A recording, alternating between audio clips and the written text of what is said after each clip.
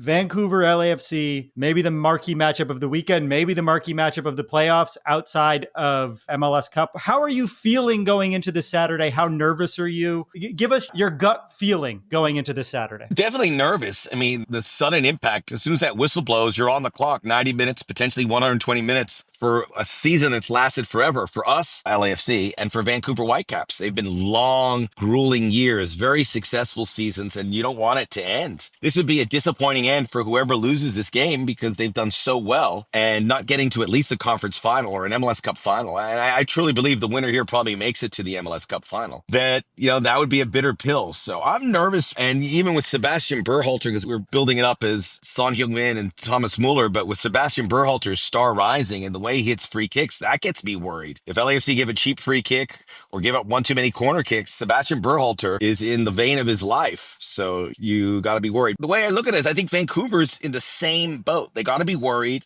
And they are looking at it every single way. I think it's going to be a very tactical chess match. And I'm curious what the lineups are going to look like. Does LAFC play with the three in the back and the wing backs, which I think they will, but do they go with the three midfielders, or do they bring in Nate Ordaz, who was brought in back early from national team duty? So I have a feeling he's going to be an impact player.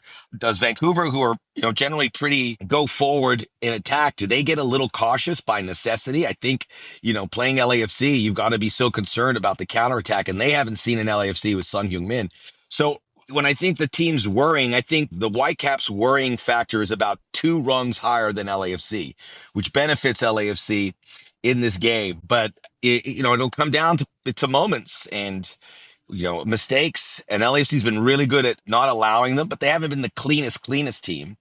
And Vancouver's kind of been in the same boat, maybe slightly cleaner.